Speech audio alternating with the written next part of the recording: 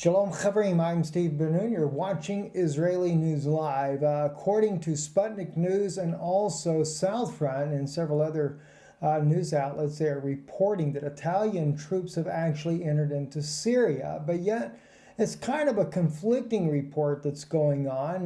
We know, as we see here, Sputnik has reported Italy sends troops to Syria oil-rich Deir ez-Zor province, according to reports. Currently, the U.S.-led coalition is besieging remnants of the Daesh that have holed up in the province. According to media reports, Italian troops have arrived to support the YPG and the PKK, also based in the province. Now, I've also seen video footage of French and U.S. forces also headed towards Deir ez-Zor. As you know, we reported yesterday that Russian MOD is also saying that the U.S. coalition is planning a provocation of chemical weapons once again. It's kind of interesting because this is on the heels of a report that came out 2017 says that chlorine gas was actually used in Syria, albeit, though, I would have to say it was the jihadist forces that used those chemical weapons and not the Syrian government, as has been alleged. Again, as I said, Southfront also reporting that the Italian troops have been deployed alongside U.S. and French forces in eastern Syria. Says Italy has sent troops to the eastern Syrian province of Deir ez-Zor to support the Syrian Democratic Forces. The Turkish state-run Anadolu agency reported on June 12th, citing local sources. According to the report, Italian troops were deployed in the SDF area near the Syrian-Iraqi border about a week ago. The troops entered Syria from Iraq. Initially, they moved to the city of Hasak and then were redeployed to the province of Deir ez-Zor. Now, that's the exact same place that we had reported a couple of years ago when the U.S. set up the base at Al-Tanf there, and they were crossing from the Iraqi side there, that even Norwegian special forces had moved into Syria on that same exact route, coming in from Iraq inside of Syria, right near the Jordanian-Iraqi border, Iraqi-Syrian border. But at the same time, while this is all going on, the Defense Post says there are no Italian troops in Syria. According to the Defense Ministry is what they're saying there. They're claiming the Italian troops are not in Syria. A spokesman for the Italy's Ministry of Defense told the Defense Post, refuting media reports that Italian forces were deployed to Deir ez-Zor province. Citing local sources, Turkey's state news agency Anadolu on Tuesday claimed that Italy had sent troops to Deir ez-Zor province to support the YPG and the PKK, as the Turkey calls them, terrorist groups. The report said Italian soldiers were sent to the U.S. military base in Al Omar oilfields area, traveling via Hasak. Ankara sees the mainly Kurdish People's Protection Unit, the YPG, in extensibility linked to the outlawed Turkish Kurdistan Workers' Party, the PKK. They are reporting, though, that this is not really the case. But, that's always the way it goes. You normally have the fact comes out that they're there, then the denial, and then only later the admission, oh, wow, by the way, yeah, we are really there after all. Another interesting bit of news here is that the Syrian military deployed additional Panzer S-1 systems near the, as they call it, the occupied Golan Heights in Deir ez-Zor province, reports. And that is very interesting in light of the fact that we reported yesterday that the Syrian Special Force, the elite Tiger forces, with possible Russian special commandos, may be planning a blitz on ISIS militants near Quneitra and also now down near Dara in the provinces of Syria there. But the Al-Panzer system being put there near the Golan Heights there lets us know that Syria is very concerned about Israel bombing its troops while trying to flush out ISIS militants, Al-Qaeda and Al-Nusra militants that are still holed up in this region. And in fact, there was a large attack by ISIS militants on the Syrian fighters there that came out today. And of course, they were repelled back by the Syrian Arab Army troops near the large hilltop of Tal Barakat. And kind of give you a little, kind of quickly just give a bird's eye view here while we're talking about these things here, because sometimes we say these things and yet it's a little bit more difficult to understand exactly where these things are actually happening at. And this kind of gives you that idea in behind us here. We are looking at the Golan Heights right here. We are looking at Syria right here on the border here, all the way down here to Dada. Now Dada is on the border of Jordan. And of course, all this region up in here around Al-Hada, Jassim, this is Al-Qunetra, is this area right here. These are where the battles are taking place at. This is where that the Syrian military is planning on trying to capture all this territory back all the way down here to Dada. And this is where the heavy fighting will be at. And of course, we have Israeli forces that are mounted up here in the Golan. We have U.S. And British forces and German forces here on the southern side in Jordan. And it is a very contested area, and it does look like that NATO coalition forces do not want to see Syria recapturing these areas, but we'll just have to wait and see how that actually goes, just depending on, I guess, well, who knows what. Also, this is Murad Gaziev. He weighs in on the situation, the latest meeting with President Trump and Kim Jong-un, and of course, as I've watched that meeting take place, it spells nothing but New World Order all over it.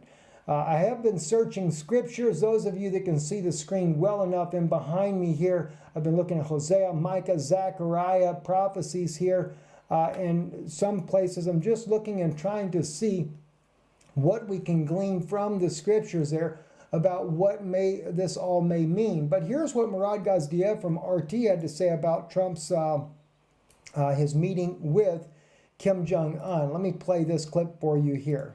What's not to like? A new nuclear disarmament deal. Potentially one less country with nukes. We're all better off. All of us. And we have this truly historic moment on film. Getting a good picture of everybody, so they're nice and handsome and beautiful. I think,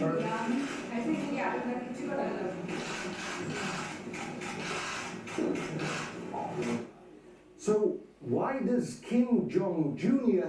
seem so suspicious? Could be anything. Poison, assassins, or Trump just waiting to backstab him. the United States will withdraw from the Iran nuclear deal. Come to think of it, America's nuclear deals seem to last exactly as long as the incumbent president. Take the Iranian deal. Barack Obama, his partners, worked on it for years. So much work, so much effort just for Trump to tear it all up. Don't forget, Obama negotiated the Iran deal. One of the worst, disastrous, dumbest deals ever negotiated. Except, don't feel sorry for Obama just yet. George Bush, his predecessor, also struck a nuclear disarmament deal with Gaddafi. The two leaders discussed that this agreement should help to bring a painful chapter in the history between our two countries closer to closure. It worked. Gaddafi gave up his nukes. And what does Obama do? Well, he goes and bombs Gaddafi's army, ultimately allowing the rebels to gruesomely murder him. We came, we saw, and died. It's almost like something out of Game of Thrones, and we aren't even done. Bush, in turn, screwed over Bill Clinton. To stop and roll back North Korea's potentially deadly nuclear program, we'll continue to implement the agreement we have reached with that nation. It's smart, it's tough. Clinton had worked for years to make a deal with Kim Jong-un's father to prevent then North Korea from making a nuclear weapon. And Bush tore it up, as seems to be tradition. North Korea is a regime arming with missiles and weapons of mass destruction while starving its citizens. States like these and their terrorist allies constitute an axis of evil. Trump is one for tradition. In fact, he has a habit of tearing up documents, memos, papers when he's done with them. He had a bunch of... Anyway, so the point being here that Murad is pointing out is that no matter what kind of deal is made, whether it be by President Trump or any of our past presidents, as soon as the next president is in office, well, that deal will be out the door. And I think the most troubling one of all was Gaddafi. I'm not saying that Gaddafi was any kind of saint whatsoever, but as you saw Hillary Clinton in the video here laughing about him being murdered, just goes to show that once they can get rid of those nuclear weapons, well, pretty much you can expect an invasion right thereafter. Very troubling indeed. So right now, though, we see that President Trump seems to be sincere in very odd kind of way, because just, months ago, it was all about going to wipe the little rocket man off the face of the earth.